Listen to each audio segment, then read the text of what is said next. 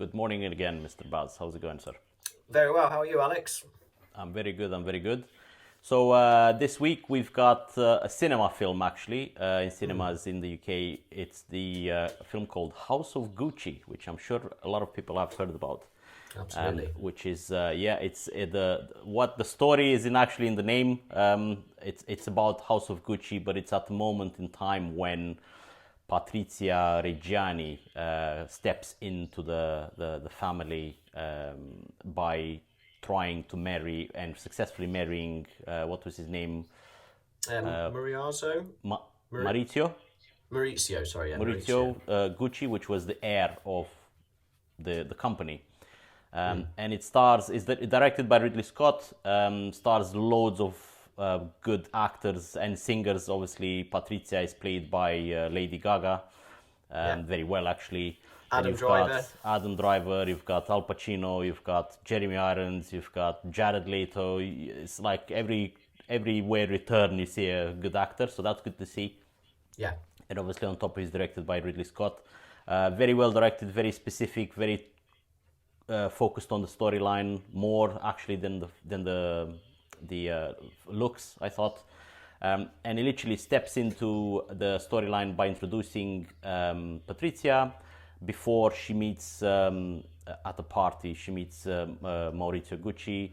Then we find out that the company is actually split in two within the family between Rodolfo Gucci, which is played by Jeremy Irons, and Aldo Gucci, which is played by Al Pacino. They're both very elderly. Rodolfo is dying, and then Patrizia sees an opportunity here to come in and take more power of the company, of who's running the company, by sort of pushing Maurizio, marrying Maurizio and pushing him to take a step into running the company, which was reluctant to do because of all the family bickering and all of that stuff. So that's the whole premise of the film. But yeah, we went to the cinema. What did you thought of it, sir? Yeah, very, very good. Very, very impressed. Love the soundtrack as well. There's a lot of music through the eras, from the right eras as well, which really fit the bill nicely. But yeah, as you kind of just detailed then, it's kind of a story of, this massive convincing love story at the beginning between Patrizia and I'm going to butcher the name again. How was it? Maurizio. Yeah. Great convincing love story. And they're very happy without Gucci. They marry. He gives up his wealth really because his father doesn't really want him to marry just a working class girl. And they're very happy. But as soon as Rodolfo passes away early on in the film, which is not really spoiling anything, obviously there's this change of hands with the company. So Maurizio gets essentially 50%, and the other 50% is owned by Aldo and Aldo's son Paolo. Paolo.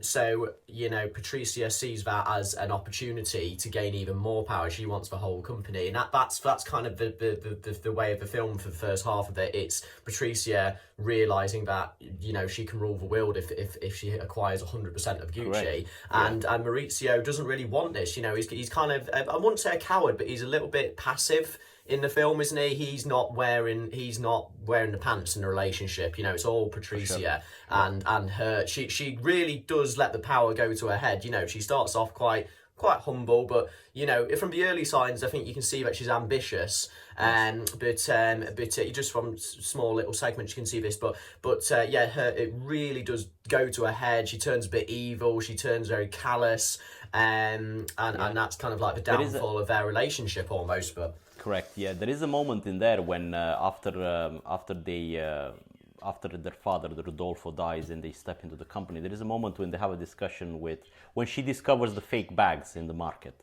And she goes back to the knockoffs. Aldo's character, Aldo Gucci, which is Al Pacino's, which was in charge of half of the company. And they discuss, why are we allowing this, basically. And it's an interesting conversation, and almost it makes you think if that's what triggered her to push even more for power in the company, because Aldo basically knows about the fakes and actually produces the fakes because he says this provides good income. And you're thinking, well, just the fact that they're allowing it's tarnishing the reputation of a house of stylists that has been gone for generations and was the epitome of luxury and quality leather products, and that also almost makes her push her husband Maurizio to say, why are you not taking in charge? This is shambles. Why are we not sticking to what this house is used to be and just let this happen? And from there it spirals on into all the schemes and what she's trying to achieve, all the way to the shocking fact that she's ordered the assassination of him.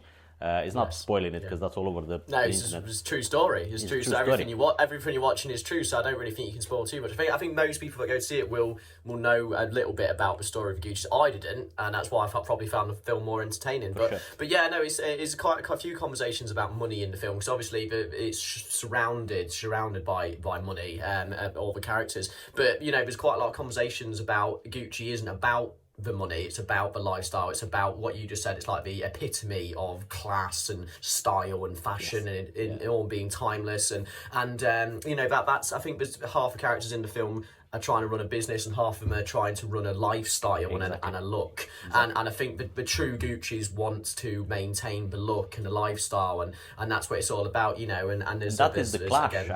Actually even from scene one, because I highly recommend this film just because of the actors. How often do you see Jeremy Irons and Al Pacino in the same frame? And I made a mistake. Scene? You thought it's Dustin Hoffman. Al Pacino was Dustin Hoffman, and I'm sorry, but I still think now that he could easily pass as Dustin Hoffman. No. Especially the first scene where he's wearing the glasses and you can't see his eyes. I just thought. Well, in that Hoffman. scene, they actually Aldo, which is Al Pacino, goes to Jeremy Irons' character Rodolfo to propose opening or selling in a mall in Japan.